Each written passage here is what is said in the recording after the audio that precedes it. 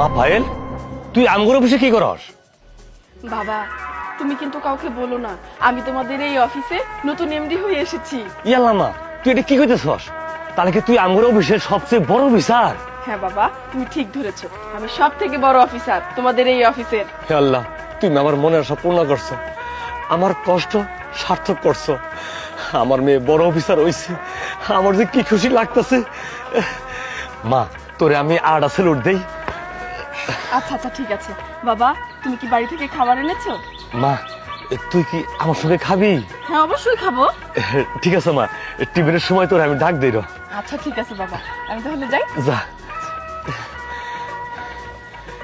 হে আল্লাহ, আল্লাহ তুমি আমার আশা পূর্ণ করছো, আমার কষ্ট সার্থক হয়েছে। দারুণ হয়ে কত কষ্ট করছি। আমি চাইছিলাম আমার মেয়েটা যেন একটা বড় অফিসার হোক। জীবন ভরে শুধু মানুষের আমি স্যালুট দিছি, যাতে আমার মেয়ের স্যালুট দেয়। কি ব্যাপার পিয়ন, তুমি সবাইকে বলে দাও নাই অফিসের সব স্টাফ কোথায়? ম্যাম, শুধু পিয়ন না তো, আমি নিজে সবাইকে বলে দিয়েছি। কেন যে সবাই লেট করছে সেটাই তো বুঝতে পারতেছি না। সবাই অফিস ফাঁকি দেয় আর মাস শেষে টাকা নেয়, ওই টাকা দিয়ে খেয়ে খেয়ে পেটের মধ্যে চর্বি জমে গেছে। এমডি ম্যাডাম আসুক, সবার চর্বি না বান্ড করে দিব। ম্যাম চুপ করেন, এমডি ম্যাডাম আসছে। আসসালামু আলাইকুম। আসসালামু আলাইকুম। ওয়ালাইকুম আসসালাম। কাইন্ডলি সবার পরিচয়টা তাড়াতাড়ি দিয়ে দিন। ম্যাম, আমি senior officer Nureza. Ma'am, miss Bithi, junior officer. Ma'am, Mohammad Sajjad, এই অফিসের পিয়ন।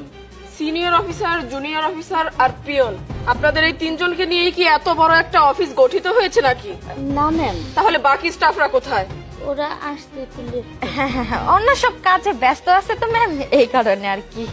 ও আচ্ছা, আজকাল মানুষ যেখানে জব করে সেই কাজ বাদে আবার অন্য কাজও থাকে। স্যালারি তো সবাই ঠিক টাইমেই নেয়, তাহলে অফিসে আসতে এত দেরি কেন হবে?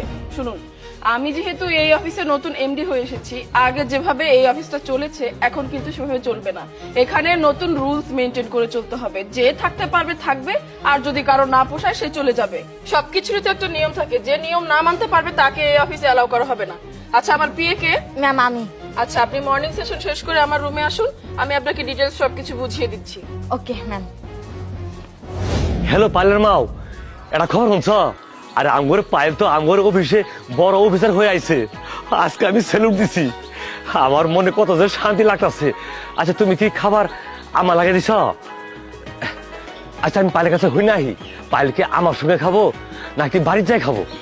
আচ্ছা রাখো তুমি। পুরো অফিসটাই আমি ঘুরে দেখলাম, সুন্দর, তবে কিছু কাজ করাতে হবে। হোয়াট এভার, আপনি তো এই অফিসের সব থেকে পুরাতন অফিসার, তাই না? জি ম্যাডাম। ম্যাডাম, আমার একটু ফ্যামিলিগত সমস্যা ছিল। এই ধরুন, আপনার ভাবি সকালে ঘুম থেকে উঠতে চায় না, তাই আমার উঠে ওই চাটা বানিয়ে নাস্তা বানিয়ে বউকে খাইয়ে তারপর আসতে হয়। ও আচ্ছা আচ্ছা, তাহলে আপনি কেন জব করছেন বলুন তো? আপনি তো আপনার ফ্যামিলিকে পুরোপুরি টাইমটা দিতে পারেন। খামোখা জব করে তো সময়টা নষ্ট করে লাভ নেই আপনার। সরি ম্যাডাম, আমার ভুল হয়েছে, আর এরকম হবে না। এরপরে থেকে পায়েল তুই এত বড় সাহস!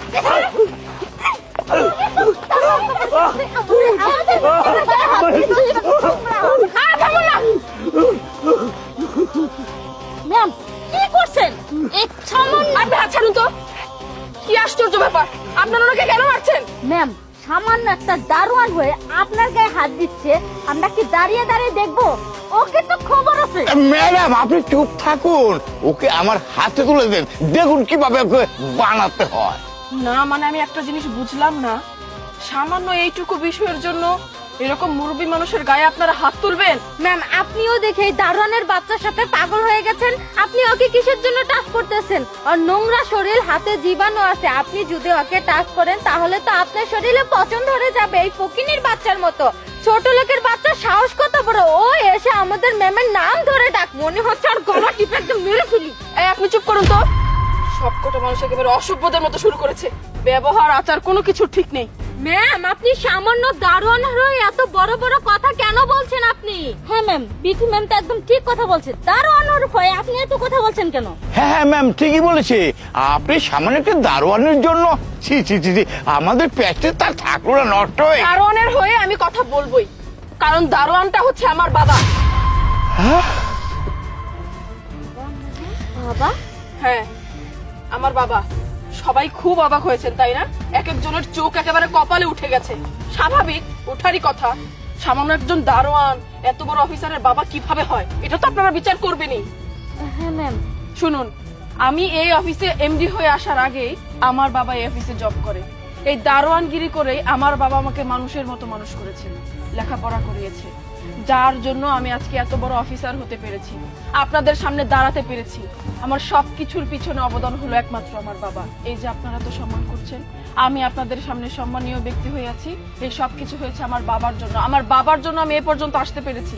আপনাদের সামনে হয়তো বা আমি প্রকাশ করতে পারিনি যে উনি আমার বাবা, একটা সময় পর আমি ঠিকই প্রকাশ করতাম, কিন্তু আপনাদের এক একজনের যেই রূপ চেহারা আমি দেখছি, এমন ভাবে আপনারা মানুষটাকে ট্রিট করছেন, কোনো মানুষ মানুষকে ভাবে ট্রিট করতে পারে না। আপনারা লেখাপড়া করে বড় বড় ডিগ্রি ঠিকই অর্জন করেছেন, কিন্তু মানুষের মতো মানুষ হতে পারেননি। মানুষকে কিভাবে সম্মান করতে হয় সেটা আপনারা জানেন না। সরি ম্যাম, আমাদের ভুল হয়ে গেছে, আর এরকম ভুল হবে না। ম্যাম, আমাদের ভুল হয়ে গেছে, আমাদের ক্ষমা করে দেন। আসলে আপনি যে এত মহান, আপনার বাবা যে এত মহান, আমরা বুঝতে পারিনি। আসলে ম্যাম, আমাদের অনেক বড় ভুল হয়ে গেছে, এবারের জন্য মাফ করে দেন, আর কখনো এরকম ভুল হবো না। আচ্ছা ঠিক আছে, আপনারা যে যার কাজে যান, নেক্সট যেন এই ধরনের ভুল না দেখি। জি ম্যাম, চলো আমরা অফিসে যাই। মা, এতগুলো মানুষের সামনে তুই আমারে বাবা কই ডাকলি, তুই কি লজ্জা পাইলি না? ছি ছি বাবা, এটা তুমি কেমন কথা বলছো? তুমি আমার বাবা, তুমি আমাকে জন্ম দিয়েছো, বড় করেছো, মানুষের মতো মানুষ করেছো, লেখাপড়া করিয়েছো। শুধুমাত্র তোমার জন্য আমি আজকে এই জায়গায় আসতে পেরেছি। আর এই জায়গায় আসার পর আমি তোমাকে ভুলে যাব, সবার সামনে পরিচয় দিতে আমার লজ্জা করবে? তো তুমি কিভাবে ভাবলে বাবা? এখন তো শুধুমাত্র ওনাদের সামনে পরিচয় দিয়েছি, পুরো বাংলাদেশের মানুষের সামনে তোমার পরিচয় দিতে আমার কোনো লজ্জা নেই বাবা। তুমি আমার বাবা, তুমি আমার সবকিছু, তুমি তো আমার গর্ব। মারে, আল্লাহর কাছে আমি একটা দোয়াই করি, যাতে তোর মতো সন্তান প্রতিটা ঘরে জন্ম নেয়। থাক বাবা, আর কান্নাকাটি করো না। তুমি সবসময় হাসি খুশি থাকবে, তোমার স্থান সবসময় আমার মাথার উপরে।